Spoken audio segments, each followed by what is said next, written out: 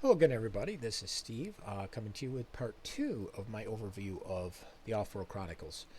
Um, Picking up from last time, I kind of rushed the last two characters in here. Uh, Barash, obviously he's a black guy. Really cool dude, though. He's an orphan. He lives in uh, he comes from the nation of Nigeria. And no, you cannot joke about Nigerians. I know all of the jokes about them. No, you can't do that. Anyways, he comes from Nigeria and he is a teenager. Uh, the funny thing is, he runs an unofficial orphanage. And by that I mean, basically, he was orphaned at a young age and he managed to survive. And along the way, God keeps sending other orphans his direction for him to take care of. And over time, he accumulates a family of 17 others like himself, and they're just barely scraping by. They always have just enough, but just barely enough, which doesn't help the fact that he is, Godzilla sized, so to speak. So he's got an appetite. Uh, but despite that, he's very kind. He's very caring. Uh, and like I say, uh, the other children, because they're all the same. They're all orphans. He treats them just like they were his regular family, despite them being from different families. Some of them are special needs. Uh, some of them were they just lost their parents. They would be fighting in wars and stuff, and the parents would be killed, and they're either they didn't have relatives or their relatives didn't want to take them in, so they were thrown out on the street and they were kind of left to do their own thing. He took them in and housed them in his house, and it's a bit cramped in there. There's not a lot of space, especially for that many people, but they make it work. And he was kidnapped and brought to the planet, and started out. I don't remember if it was with a different team or just started out on his own. He's independent enough. He could have just started out on his own. Like I said, I don't remember what it was specifically. I'd have to look deeper into the story and my actual notes to remember which it was. But as he's going through, he came in ahead of Simon and the others and was captured by the bandits of the first Hexta. And I mean, you consider his size. I mean, that dude could have probably brush hogged all of those bandits if he wanted to, so they would have taken great care in capturing him. And they wouldn't have wanted to kill him and take his stuff like they do with some of the others. They would look to him and said, okay, this guy makes a good slave. He would make a good slave for us, so let's capture him. So that's one of the reasons they would have captured him. And of course, when you think of it from the Christian's perspective, God would have persuaded them to do that to preserve Barash's life. Well, one of the other ones that got captured along with him was Yerg. Oops, come on, you. Like I said, Yerg is a sentient, technologically enhanced tiger. Just to give you a brief explanation, a technologically enhanced life form is any living creature, be it man or beast, that is technologically enhanced with neural implants, nanites, and other similarly advanced technologies. You're not a cyborg, you're just technologically enhanced. In other words, there's nanites that run through your blood that build structures within your body. They build supercomputers, they build power systems, they build a whole variety of things, which you're kind of cyborg, but you're not. You're not like officially cyborg where body parts were replaced. In this case, body parts are enhanced. They're modified, they're improved, your thought capacity improves, you become, your intelligence goes way up. You could, like in the case of the dragons, and I'll explain those later on, either in this video or a different video. You have, enhanced strength. You can have the ability, like with the dragons, where your nanites actually feed you. The dragons don't have to eat because their nanites do all the work of feeding them and maintaining your body. The nanites can heal you. The nanites can give you special abilities. They can give you access to the the embedded technology of the planet, etc., etc. So it makes you technologically enhanced. Literally everybody on the planet has nanites in them. The racers in Section 17 and the dragons. The dragons and the wolves of Ratnar, I think, are the only ones with active nanites. In other words, you can access the technology of the planet. You can access the benefits that come with that technology. If you're a second generation and later, yeah, you have nanites in your system, but the nanites are essentially inert, or they are, I can't say docile, but they basically, they don't technologically enhance you. They just kind of sit there. I don't remember what my reasoning was for that, but basically the parents will pass the nanites to the kids. That's just going to happen, because those nanites literally go everywhere. But when they realize that you're not a racer, and you're not a wolf, and you're not one of the wolves of Ratnar, and you're not a dragon, yeah, we're not going to do anything for you. We're just going to kind of sit here, and if the controllers need us, great. If not, we're just going to do our thing. So, and it's not like you can't live without them. If all of your nanites quit, and you're just a regular human, you're not a racer, you're not a dragon, or somebody like that who depends on them, then yeah, who cares? Your nanites quit. So what? You just keep living.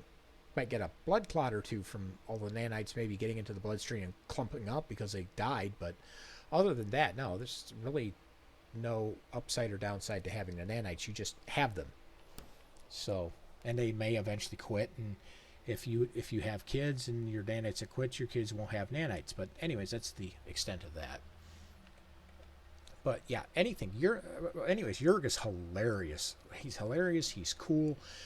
And what's funny is when he starts out, his relationship, which is why he ends up on the team, his relationship to Barash is, Barash thinks that this Jurg, is the Jurg he knew back home on Earth. They later find out that this isn't the same Jurg. He just happens to have the same name, but it's a different Jurg. And the first time they meet, Barash is like, I gotta rescue my friend. So he runs over to the storage hut, flings the door open, and walks out with a tiger. And Arya looks at that and goes, phew, and she's just out. She just right on the ground, passes right out. I mean, it's bad enough she was stuck in a small prison cell with Barash. She was like freaked out because you got this gigantic, this giant of a man sitting next to her, and oh my gosh, what are the bandits going to do to me, and all this other stuff, and she's hurting and she's tired and all this, and then they finally rescue her, and she's still scared and terrified, and then she sees this tiger walk out, and it's like, yep, we're done, I'm out. Down she goes. Trevor has to carry her out of there. It's funny. And I'm not, I'm giving you little tidbits of this, and don't think I'm really spoiling you that much. There is so much in this book. I'm just kind of glossing over this stuff. I'm just touching like the high points. I'm not even really going into any real detail. And sorry about that. Like I say, it seems like every time I do a video, I get the yawns, but if I'm not doing videos, I don't get yawns. Go figure that out. I don't know. Anyways, yeah, he starts out, and the funny thing is, when you first meet him, he is just anger management. I mean, he's like, if I didn't owe you life debts, I'd kill you on the spot. And everyone's like, oh, this is going to be fun. So, anyways, yeah, it starts out that way. And you can tell he hates Barash. And Barash is like really super nice to him despite this. And Jurg is being this complete, for lack of a better, politer word, he's a complete, jerk. He is just a complete jerk. I was going to say another word, but I think jerk would probably work here. Be more family friendly. Anyways, any of you who own cats are probably going, "Oh, that's normal for a cat, right?" Well, that's the funny part, because the longer Jurg travels with the team, you start to see him soften, and he starts to realize, these guys actually aren't that bad. And then you find out he's not actually Jurg, not the actual real Jurg, the identical tiger that's back home on Earth. He's not that Jurg. He's a different Jurg. And he turns around and just becomes this amazing friend to these guys. He's a friend. He's an advisor. He gets to a point where he loves his team so much he would die for them. And you even see him put his life at risk and get severely injured several times in the book. Badly injured. There's one point where Barash has to go down after this guy just brush hogs a whole bunch of soldiers in armor. And you figure, okay, they're in armor, that he probably can't touch them. Well, Jurg figures out a way to just basically brush hog these guys. So he just over there just doing the kitty mowing and just takes these guys out. Gets hurt himself. He gets tore up pretty good, but he just trashes these dudes. And Barash has to carry him for a while after that because, he is so tore up he can't even move anymore. But he was willing to die, and he's willing to die quite a few times just to protect his friends. That's how much of a friend he becomes to them. And like I say, he starts out as just complete anger management. But later on becomes this really, really cool dude. Trying to think of something else I was going to mention about this.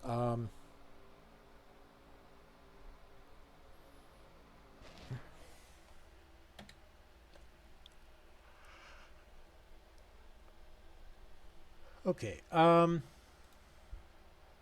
Okay, I've got this page here. You can read it on your own, but basically discusses this race that these guys are involved in. The race of Offworld. It was started about 500 years ago, roughly about 200 years after the Syndicate moved all their operations from Ember to Offworld. And this is part of the treaty with the Govians. Like I say, which would later became Section 17. The race was originally pitched, and that's kind of how I originally wrote it, as it was an experiment. That was how it was supposedly started out, but it later just became kind of this killing field / playland / death cult thing for the Brotherhood. And Section 17 kind of realized, oh crud, what do we get ourselves into?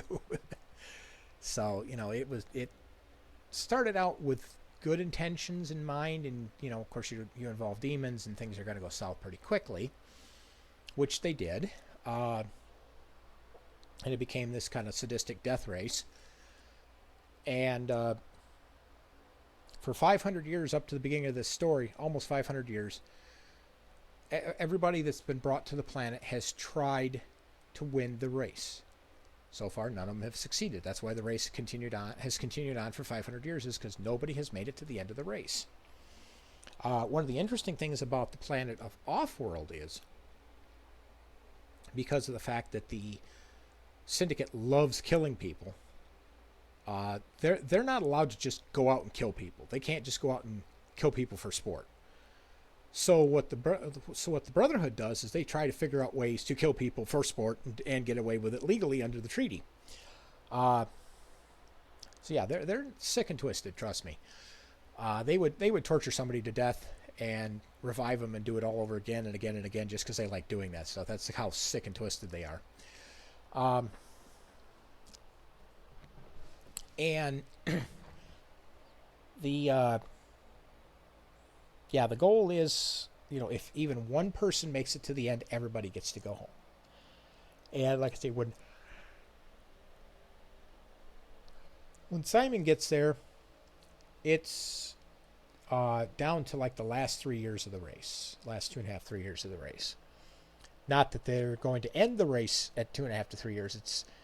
He's intentionally sent there by God, which is why he comes there outside of the 18 to 25 window that the Syndicate normally sends people there, or the age range that they pick people to be sent there, because he was picked to be, ironically enough, a forerunner for the people who actually win the race. And I know that sounds like, you just spoiled it, man. Well, here's the thing. In the book, it even hints at the fact that he's not actually the one that's going to win the race. He's the one that's going to set things up for the actual person to win the race. Now, since I've said that, I'm not going to tell you who wins the race and how they win it and stuff like that. That you got to read the books to find out. My thing is he will set everything up and he will put everything in place, and he will be the one who helps. He's the one who helps everybody, or helps win the actual race. He becomes actually the focal point for everything.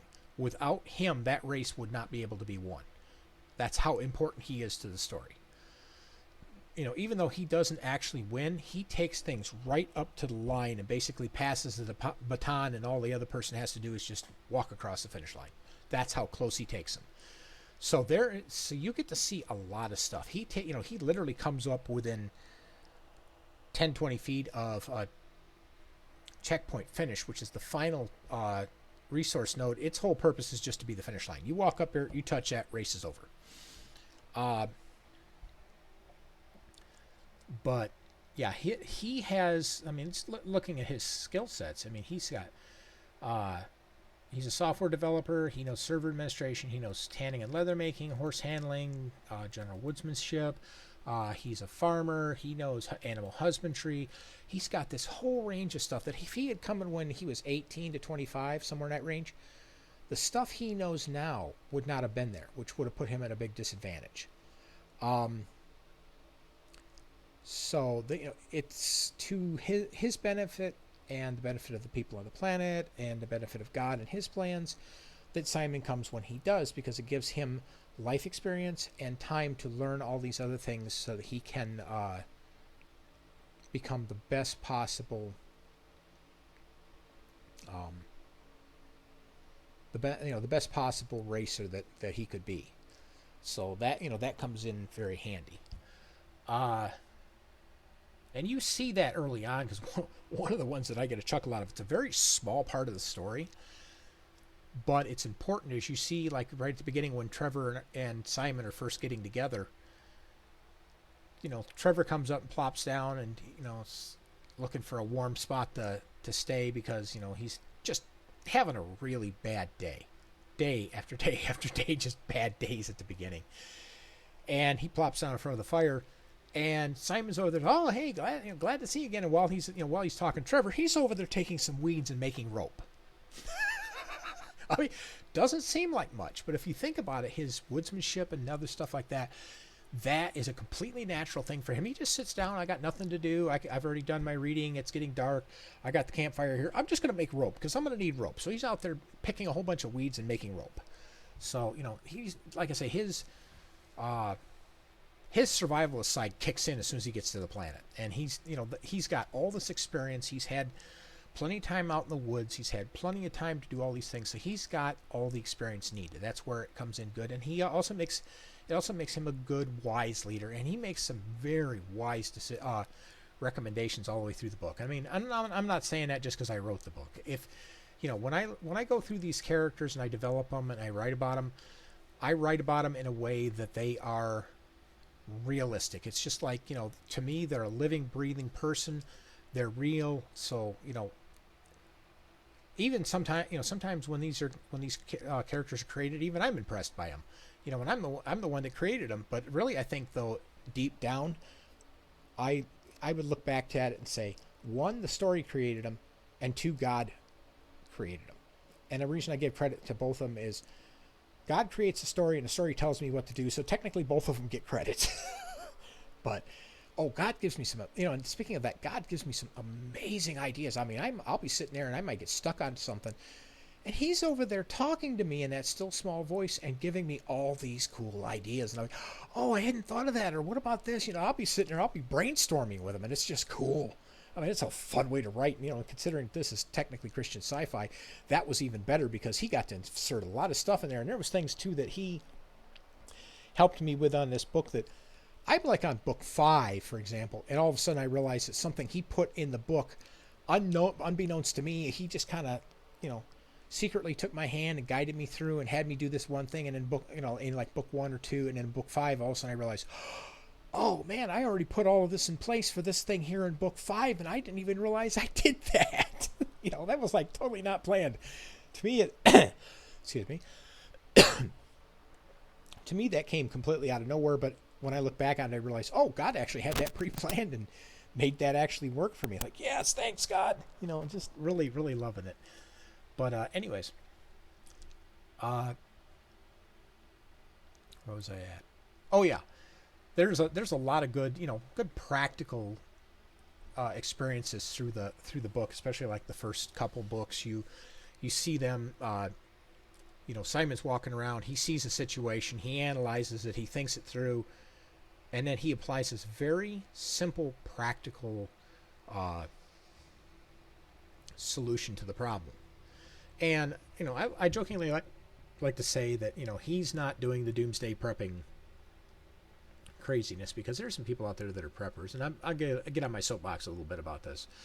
But there are people out there that are preppers and survivalists that just go off the frickin' rails with some of the things that they do. And I was like, okay, when I do Simon, I'm not going to have him be one of those kind of people. I'm going to have him be somebody that is a survivalist and knows what they're doing, but he's using common sense all the way through everything he's doing. He's not over there, doing the crazy wild man thing and stuff like that, because that's not real. I mean, those people are on the fringe, even though they're talked about the most in the newspapers and media and other stuff like that. That you got some crazy dude who knows how to skin a buffalo at 50 feet, and and I'm exaggerating, but you get what I'm saying. It's they're so over the top and so OP that they're not realistic, and I try to keep my characters as realistic as possible. But anyways, Simon is after he meets his entire team, they have to escape the first Hexton, which ends at Rainbow Canyon, I think it is. Well, the entire territory of the bandits is from Rainbow Canyon back to the reception center. That whole area they claim is their own. And Alex helps them get to his cabin, which is on the other side of the canyon, a couple miles on the other side of the canyon. And one of the things about the bandits is they're a bit superstitious, and they're terrified to cross that canyon because they figure something bad will happen to them, which is kind of ironic what actually happens to them, because it ends up being a self-fulfilling prophecy. But yeah, they won't cross that canyon, so he uses that as kind of a safe space. He will, he'll cross over that bridge and go to the second Hexton, which, like I said, that first and second Hexton is divided at that one point. And he'll go over to his cabin in the second Hexton. He's got machines that he built, and he's got weapons. He's got weapon caches all over the first Hexton, a bunch of them in the second Hexton. Nothing after that, because really, that's too far for him to be hauling large stashes of weapons. So he'll, and he operates primarily in the first and second Hexton. So he has all of his caches there, and you actually see that as they're sneaking away, because Alex is leading them, and he knows how to sneak through this territory without the bandits finding him. And they go down into this one hidden shelter that's this big log cabin style box in the ground that's a protective shelter where he can rest if he ever needs to. And they go down there, and what's funny is when they get down in there, it's this little 10 by 10 log cabin box, wood floor. It's got log roof, and it's covered, so you literally cannot see this thing, and you would not know it was there unless you knew it was there, or you couldn't find it unless you knew it was there, I should say. That's how well hidden this thing is. And you got to remember, he's SAS. He's going to know how to do that stuff. So anyways, they sneak inside, and while they're in there, they got bunks and food, because he's got emergency stashes of food in there, because it's a rest stop for him, basically. Him and anyone he's trying to take them to safety or whatever. And one of the funny things about that is that also happens to be an ammo dump for him. and it's a weapons cache. And he goes, okay, well, we need to get you mates some weapons, and I got just the perfect solution. He goes over there, grabs one of the logs on the wall, pulls this thing out, and it's this big rack of just guns and ammo. I mean, just this big gun locker. It's hilarious, and it's all handcrafted copies of common firearms from the early '80s and back. Stuff that when he was first kidnapped, that he would have been familiar with, would have been trained on, knew how to build, how to maintain, etc., etc., etc.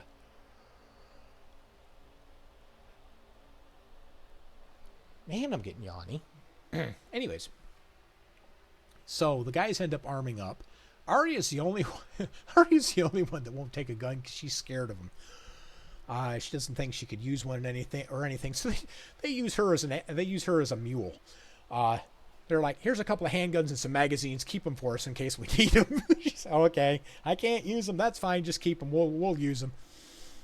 And Trevor gets a couple of them. Simon gets a couple of them.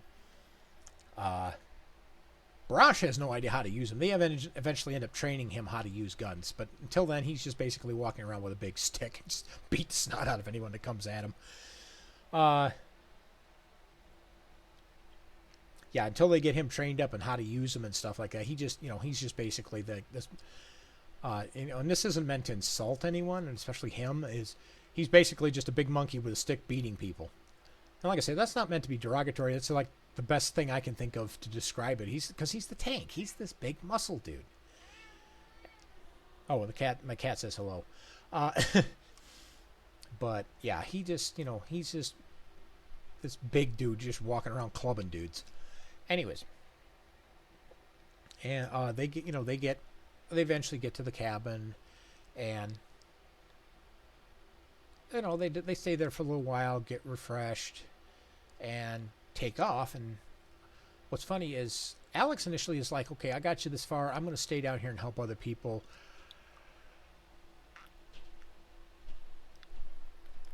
And Simon is like, nah, man, you got to come with us. No, I don't want to. No, you got to come with us. And eventually they talk him into coming. So he comes with them, but he's like, well, what about my stuff here? I don't want the bandits getting a hold of it and stuff. They're like, well, why don't you blow it up? Oh, okay. He's like, I'm never coming back here again, so why not? So they blow up his cabin. And there's more that happens to that than just him blowing up the cabin, so I'm not going to spoil that part. But anyways, they go down the road. They come up to this one village. Get down there. Will you stop that? Okay, and then it's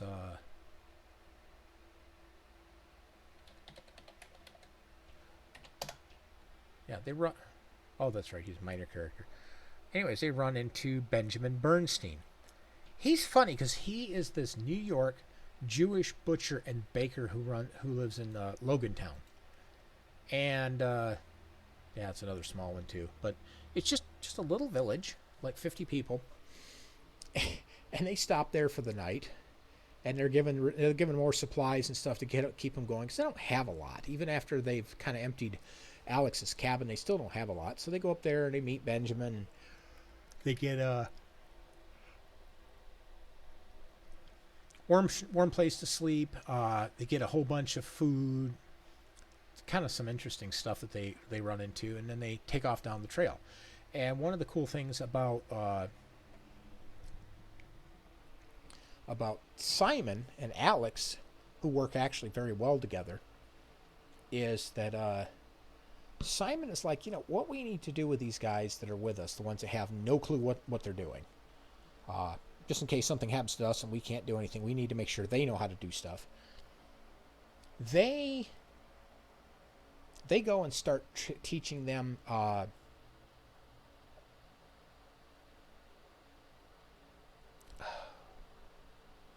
this is why you don't do videos late at night, because my brain's just not working right now. I think it was pathfinding.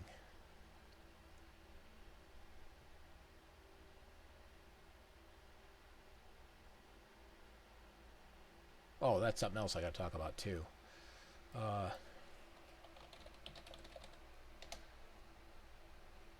Okay, I don't have anything in here. Basically, they teach him the art of navigating with a map, or just navigating with the landscape. And there's two basic skills when you're doing long hikes or marches or whatever like that. Trail finding, or pathfinding, whichever way you want to say it, basically is your job is to find the easiest way across a difficult landscape. That's essentially what, when you're a pathfinder, your job is to find the best way through a particular area. That's going to be the least troublesome. It's going to cause the least number of problems.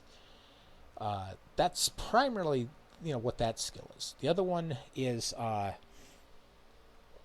if you have a compass, knowing what north is, south is, where's the sun in the sky, how to measure how much sunlight you have to know when you absolutely positively have to set up camp, because after a certain time of night you run out of sunlight in a real fast hurry, and setting up camp in the dark is no fun, and a lot of times you can get it very wrong. You can, like, if you come into an area too late, there might be hidden risks that you don't see that could hurt you or kill you, all kinds of stuff like this. So it's knowing how to hike, where to hike, how to get through stuff, how to navigate, how to do all these different things. And part of that also includes how do you start fires, how do you sanitize water, how do you bandage a wound, how do you do all these different things. And that would have been stuff that they would have taught them. They started out with Trevor, and then they were over there teaching Barash.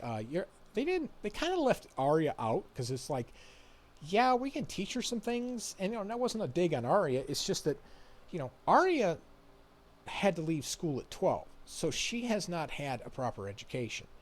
And that's not to say that she's dumb. Like I said, she's very, very smart, but really, that's not where her skills best lay. She's better with, some other things that the guys can't do. And they kind of protect her, because she's a bit frail. So they don't, they teach her, but it's more or less they teach her just enough that if she gets separated, that she can survive. They're not going to go into the real in-depth stuff like they're going to do with Trevor and Barash, just for the simple fact that, she's a survivor. That's what she did on the streets. And they teach her just enough to be able to survive. How do you pitch a tent? How do you start a fire?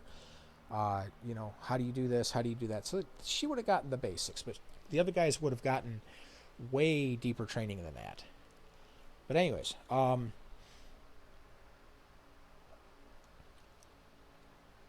they go down through this crazy landscape. I mean, they have just this horrible journey, and eventually come up to Trail Point, which is the central city in the Keep of Woes. I'll leave that one for you to read on that in the wiki, but let's just say the Keep of Woes is not a place you want to be. But anyways, one of the things I want to also highlight on this, because you're wondering about these people they're running into. These towns, villages, the keep, stuff like that, they're not heavily populated. And the primary reason is the planet, due to, like what I've explained before, that the controllers love killing people off. They have naturally, either through punishments or other means, kept the population of Offworld very low. In total, from end to end, the totality of population on Offworld is only 12 million people. There were more people than that in the colonies the United States colonies in 1776, if that gives you any idea of how few people there is down there. Like I say, it's only 12 million people. It would have been a lot more, but the controllers did their best to keep them under, keep these people thinned out and under control. So they're going to, Simon's team is going to go long periods of time before they run into someone else or another village. Those villages and towns are way far apart. So each town and village, unless you have a cluster of them, like in the Keep of Woes and the area around Donville and Logan Town and stuff like that, you're going to have just very small populations of people. And the other funny thing is, the controllers won't let them go outside of a certain distance from the trail. You go outside that distance, you're going to have the wrath of controllers coming down on you. There's one town in there, can't remember the name of it, but it was there was one town in there that decided they were going to defy the controllers and they were going to build too far south. Well, yeah, well, they got the dragons sicked on them, if that gives you any idea how that went. Anyways, everybody, the vast majority, with very few exceptions, even in the Westlands, and you'll see that later on, even in the Westlands, they're grouped very closely to the trail all the way down. But like I say, you're going to come along and you're just going to go miles and miles and miles and miles and in a town. And miles and miles and miles and miles and miles and miles and in a town. And that's just how it is all the way down the trail. It's very thinly, very sparsely populated. Like I say, there's only 12 million people on the whole planet. And the planet's funny because it's a blend of technological levels. You've got everybody from 1600s technologically up to about the 1940s, 1950s. The only one that's higher than that is a small town called, well, it's a city-state called Subton. That'll be explained in book 2, if I remember correctly, the Weirs of Offworld. But anyways, there's another group I want to get to here in just a second. Oh yeah, they they go into Trail Point and yeah. Anyways, 3 of them get captured and put on a slave auction. I won't say anything more, but yeah, that visit to that town did not end well, and that's kind of the story of their life all the way through. It's just one problem after another. It's where the joke disaster dating comes into, and when you read the book, you'll hear it mentioned, and you'll understand where Simon came up with that phrase. But anyways, let's see here. Oh, wait, I am in the right spot. Okay, yeah. Anyways, this right here is another interesting one. This is a bunch of the different places that Simon went. And just his presence in the area led to the downfall of a lot of things. They call him Simon the Plow, even though he's not winning. Even though he doesn't officially win the race, he is instrumental all across the planet. And he is, like I say, without him, the race can't be won, because he does so much to just turn the planet on its head, and all of the